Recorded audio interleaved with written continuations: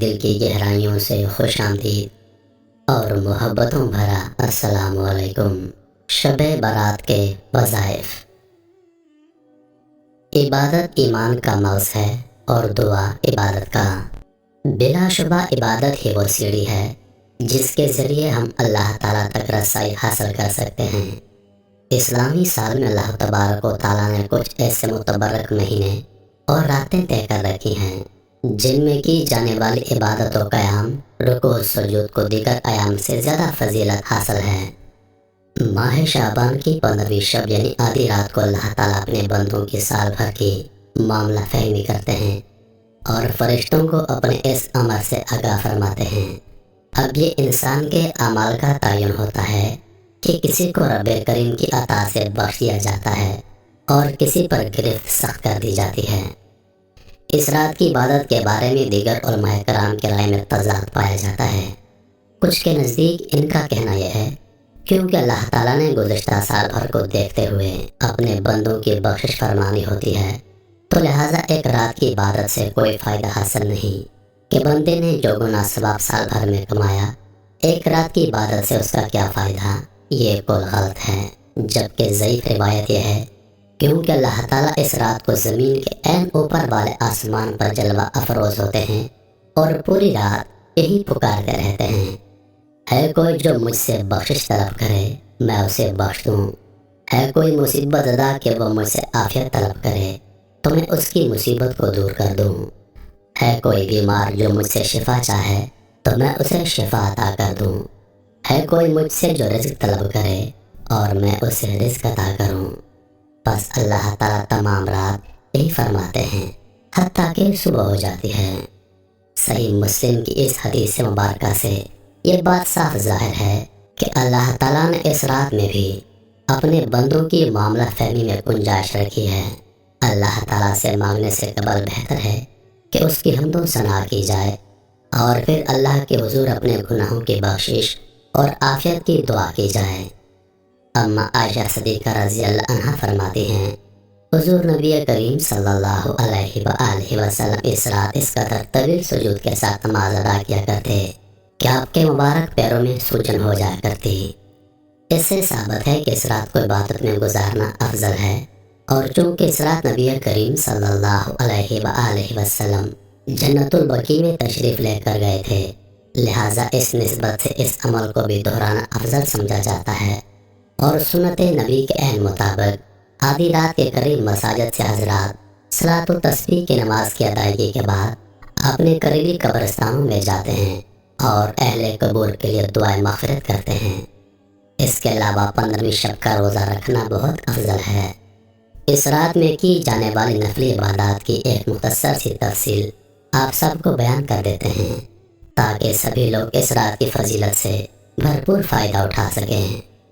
تو اس رات میں کون سی عبادات کرنی ہیں، کون سے نوافل ادا کرنے ہیں، آئیے ملاحظہ کیجیے۔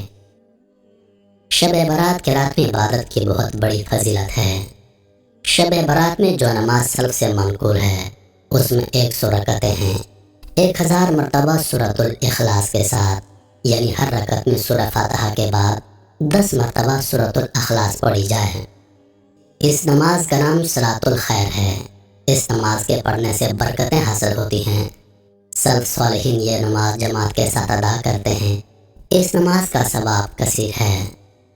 حضرت امام بصری رحمۃ اللہ علیہ نے فرمایا کہ مجھ سے سرور کائنات کے 30 صحابہ کرام نے بیان فرمایا کہ اس رات کو جو شخص یہ نماز پڑھتا ہے اللہ تعالیٰ 70 بار اس کی طرف دیکھتا ہے اور ہر بار کے دیکھنے میں اس آدمی کی 70 حاجتیں پوری کرتا ہے، جن میں سے ادنا حاجت اس کے گناہوں کی مغفرت ہے۔ مستجب ہے کہ اس نماز صلاۃ الخیر کن 14 راتوں میں بھی پڑھے، جن میں عبادت کرنا اور شب بیداری کرنا مستجب ہے۔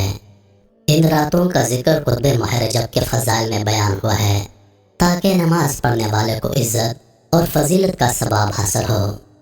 مزید اس شب میں قرآن مجید، درود شریف اور صلاۃ و تسبیح کی نماز ادا کرنا مستجب ہے۔ ان کے علاوہ دیگر نوافل بھی ادا کیے جاتے ہیں۔ ماہ شعبان کی 15ویں شب 8 رکعت نماز 4 سلام سے پڑھیں۔ ہر رکعت میں سورۃ الفاتحہ کے بعد سورۃ القدر ایک بار اور سورۃ الاخلاص 25 مرتبہ پڑھیں۔ اس کے بعد 15 تاریخ کا روزہ رکھیں۔ 15ویں شب شروع ہوتے ہی بعد نماز مغرب 6 رکعت نماز نفل 2 کر کے پڑھیں۔ پہلی 2 رکعت نماز نفل درازی عمر بالخیر ہونے کی نیت سے پڑھیں۔ اگلی 2 رکعت نماز بلائیں دور ہونے کی نیت سے، اور آخری 2 رکعت مخلوق کا محتاج نہ ہونے کی نیت سے پڑھیں۔ ہر 2 رکعت نماز کا سلام پھیرنے کے بعد یا تو ایک بار سورہ یاسین پڑھ لی جائے، یا پھر اگر کوئی تلاوت نہ کر سکتا ہو تو وہ 21 مرتبہ سورۃ الاخلاص پڑھ لے۔ جب 3 نوافل اور بعد کی تلاوتیں مکمل ہو جائیں تو پھر دعا سے قبل ایک بار دعائے نصف شعبان پڑھ لیں۔ دعائے نصف شعبان اس وقت آپ کو اسکرین پر دکھائی جا رہی ہے۔ اس دعا کو انٹرنیٹ سے بھی حاصل کیا جا سکتا ہے۔ یہاں ایک بات آپ کو واضح کرتے چلیں، کیونکہ اکثر حضرات اس امر میں غلط فہمی کا شکار رہتے ہیں کہ شب برات اصل میں ہوتی کون سی رات ہے۔ غور سے سنیے، چونکہ اسلامی تواریخ مغرب کی اذان ہونے سے تبدیل ہو جاتی ہے، یعنی جب رات کو چاند نکلتا ہے تو وہ اپنی نئی تاریخ کے ساتھ نکلتا ہے۔ تو جس دن صبح آپ کو پتا ہوگا کہ آج 14 تاریخ کا دن ہے، تو اس دن کے ہونے والی شام سے مغرب کے بعد 15 شعبان شروع ہو جائے گی۔ عبادت اس رات میں کی جاتی ہے جبکہ اس رات کا اگلا دن 15ویں کا دن کہلاتا ہے، اور اس دن روزہ رکھنا افضل عبادات میں سے ہے۔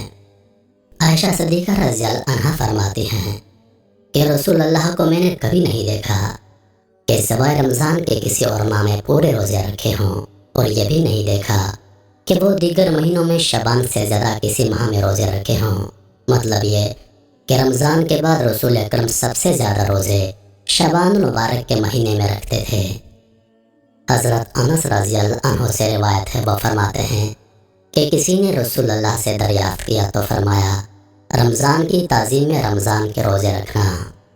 ایک جگہ اللہ کے نبی فرماتے ہیں، جو شخص مجھ پر درود پاک پڑھتا ہے اس پر 10 رحمتیں نازل ہوتی ہیں۔